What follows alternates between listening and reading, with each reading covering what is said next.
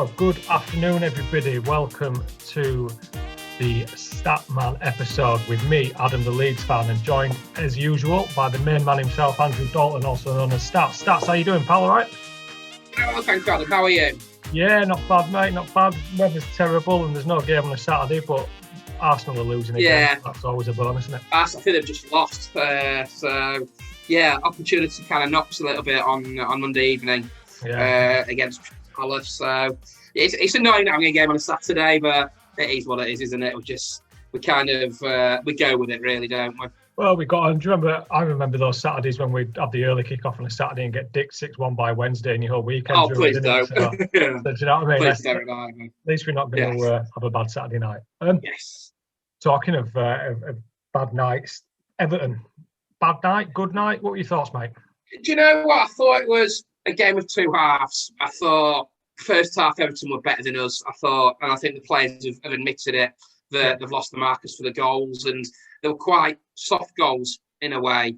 However, Leeds fought back, and Alioski had that brilliant volley off the post, I think at 1-0 from the corner. If that goes in, it's probably a different game. But they just switched off to Leeds at crucial moments, and the players are aware of this.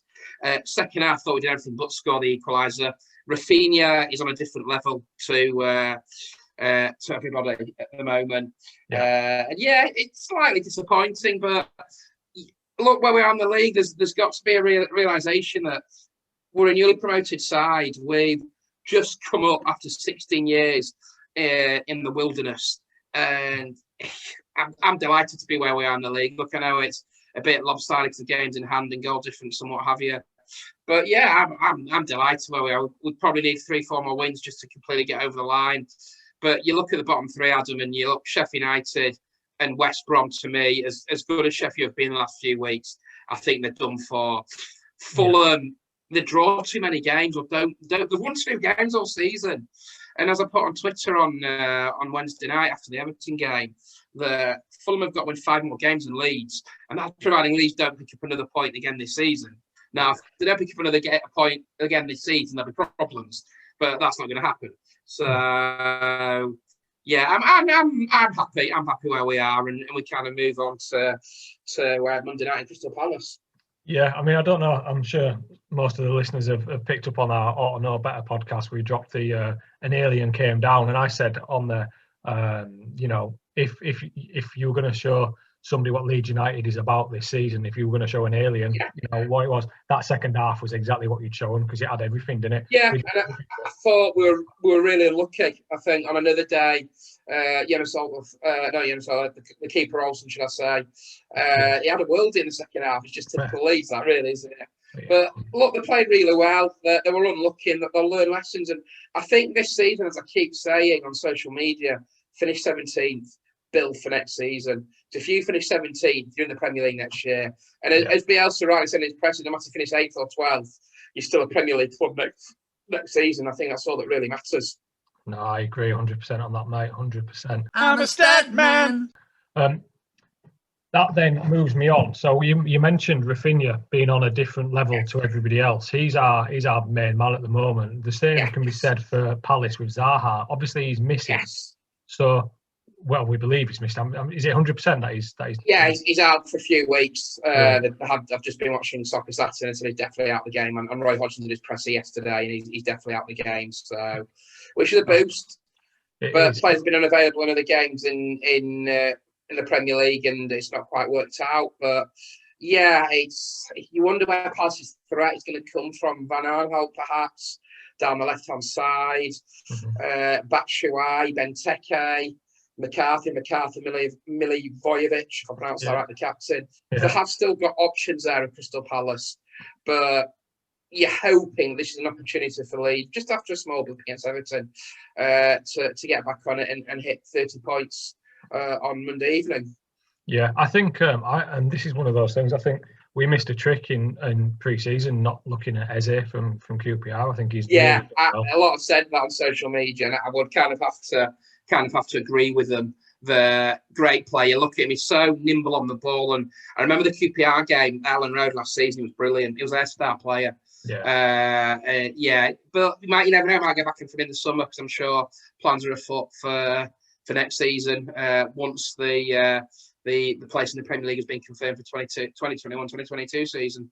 Yeah, 100%. I think it was interesting. I saw an article with Jackie Harrison the other day saying he thinks he's signed, sealed, delivered. I mean, yes, yeah, and it's we're improving, Adam, and it frustrates the hell out of me when I see negative stuff written all over the place, because this is the team that have waited 16 years to come back into the Premiership, and they've had 3 years in League One and 13 years in the Championship. It's not going to happen overnight. You're not going to get a Blackburn Rovers in 92-3 that I think finished third and finished second and won the league, or finished fourth, should I say, second and first. It's not going to happen. There's so much money involved in the game nowadays. It takes time for a team to adjust, and to be where we are in the league after 21 games is absolutely magnificent for me. Yeah, no, I 100% agree, and I think that's the thing. We've all got our own social media handles, and we all see some of the negativity after a loss and the euphoria as it was, and it is frustrating. But I think it's chalk and cheese, isn't it? There's no middle ground, and it's so frustrating. But it is what it is, unfortunately. Life of being a Leeds fan, isn't it? 1 minute we're up, the next minute we're down. Too true. You know what I mean? So I'm a stat man. So what are you going for then? What's your prediction? We've had some mad predictions. Did go for a Leeds win on Wednesday night, and I've proven wrong. I fancy us again on Monday. I think without Zaha, I don't think they pose a bigger threat as they would do. Yes, they've still got players in that team that can cause these problems, but I'm going to go for a 2-1 Leeds win. That was a common one in group and on the pod the other day. We got a lot of people 2-1. I think I can't see him really threatening us. I've gone 3-0 Leeds, mate. I don't know why. Well, I hope so. You're confident there. I know the home form hasn't been brilliant this year or this season, but this just gives us an opportunity to just get another 3 points at home and just keep easing ourselves away from any sign of trouble, really. Yeah, no, I think the confidence I've got of that is without, as long as we can keep set pieces against us to a minimum, I think we'll be able to. Yeah, completely agree with that. Fingers crossed, anyway. But either way, absolutely, we'll see what happens on Monday night, and then a nice trip to the Emirates in London that we just don't win at a week on Sunday. Yeah, that's going to be a big one, and I think Arteta's going to be under some serious pressure. They've lost again. Well, it's funny, isn't it? Because all of a sudden they've lost 2 in a row, and that pressure just kind of cranks up a notch. I don't think they'll sack Arteta yet. I think see where Arsenal finish this season. Obviously, they're out of the FA Cup. Lost to Southampton. They're still, I think, in the Europa League, so they might have a chance in that. They're going to finish nowhere near the top 4 in the Premier League. So, yeah, it'll be interesting to see what they do come what may with Arteta. Yeah, I don't think there's going to be many world-class managers who would want to take that job. I think... Not at the moment. So it's not the Arsenals it was when we were all grown up under Arsene Wenger. So it's going to be very interesting to see what occurs down in North London come the end of the season and start next season. Arsenal Leeds fans, take note. Be careful what you wish for with managers and bad performances, because you might end up fucking off a good manager. Yes, but very much so. Very much so. I'm a stat man. So right. This is my favourite part of the pod that we do with you, mate. It's the stats bit. So this is all over to you, mate. What have you got for us this week? Yeah, just it's been difficult trying to look for stuff. I try and look at the opposition. Roy Hodgson, as I tweeted earlier, has only ever managed at Ellen Road twice. Lost 4-0 with Blackburn Rovers in 97-98 and 1-0 in 98-99. Leeds are still on 4,998 league points in their history since 1920, when they first started up against Port Vale, and it's the first Premier League game against Crystal Palace since season 97-1998. We have met them in the Championship since then. 0-5-6 lost 1-0. David McAnuff scored. 0-6-7 we won 2-1. It was the infamous game where Dennis Wise admitted that a Leeds player had leaked his team sheet to the Crystal Palace squad. Who that was, we'll never know. It wasn't. It was Neil, allegedly, and I use this term allegedly. Allegedly, it was Neil Sullivan, but because he was best friend, Danny Butterfield's wedding. I don't know how true that is. You can read into that what you will. 10-11, we 1-2-1. Ross McCormack scored 2. Sorry, Luciano Becchio scored 2. 11-12, we 1-3-2. Ross McCormack scored a couple that day. And 12-13, we won 2-1. Paul Green and Becchio scored. So we've won the last 4 at home against Palace. So hoping we can make it 5 in a row on Monday evening. It'd be nice when it's 5 in a row and then 5,000 points. That'd be yes, that'd be absolutely, absolutely. I'm a stat man. So as 5 is the number of the moment, mate. Can you name 5 players to have played? I've given you one with Sean Derrick, so you can't have that one now. Yes. But can you name 5 players who have played for both Palace and Leeds? Nigel Martin. Yeah. Patrick Bamford. Patrick Bamford, yeah. Paddy. David Hopkin. Yeah. Ginger Man. Vince Hilaire played for both teams in the 80s. All right, yeah. Go on. Andy Linnigan. Played for Leeds in the 80s. Yeah, and played for Leeds in the 80s and Palace in the 90s. And just to throw one more in there, Andros Townsend. There you go. Andros. That's 6. There you go. You've done me there, mate. You've done us better than the Ought to Know Better pod. You've done us better. That's 6 literally off the top of it. I don't know. I'm sure there's probably more out there, but that's the first 6. Alex McCarthy, goalkeeper, another one.